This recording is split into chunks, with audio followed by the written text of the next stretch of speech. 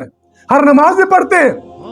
جب آپ اہدنا الصراط المستقیم کا تعین کر لیں گے، جب آپ اس قرآن کو اپنا رہنما بنا لیں گے، ستر العرش المحصول، اللہ آپ کو عرش کے پردوں میں محفوظ کر لے گا. اللہ آپ کو جو ہے اس زمین پر معتبر معظم کر دے گا. آج امت مسلمہ کی تسلیل کا کیوں تسلیل ہے؟ وجہ صرف یہی ہے، ہم ٹیڑے بینگے راستوں پہ چل رہے ہیں، ہم فرقوں پہ چل رہے ہیں، ہم نے سیاست کو اپنا منبع و مرکز بنا لیا ہے. ہمارے رہبر رہنما محمد مصطفیٰ نہیں ہے. آج ہم سیاسی لیڈر کے لیے ایک دوسرے کی دستوں کے گریبان ہے. آج سوشل میڈیا اٹھا کر اگر دیکھتا ہوں تو میرا دل خون کے آنسو روتا ہے. کس طرح اپنے روایات کو پختون بھول گئے، کس طرح ہماری روایات کو، میں اکثر عرض کرا کرتا ہوں یہ تہذیبوں کا ٹکراؤ ہے، اس ٹکراؤ میں ہماری روایات کو مسخ کر دیا گیا.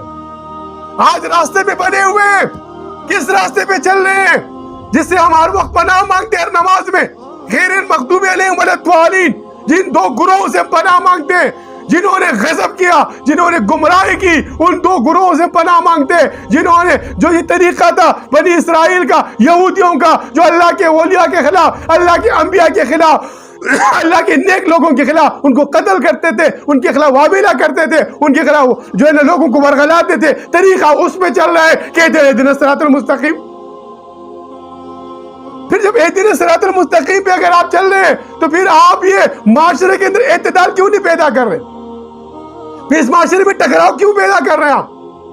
کیوں ایک دوسرے کے خلاف تکفیر کر رہے ہیں؟ فلانا کافر ہو گیا جی، ممبر و محراب پر آپ نے دجالی سیاست کو لا کے پناہ دی ہوئی ہے.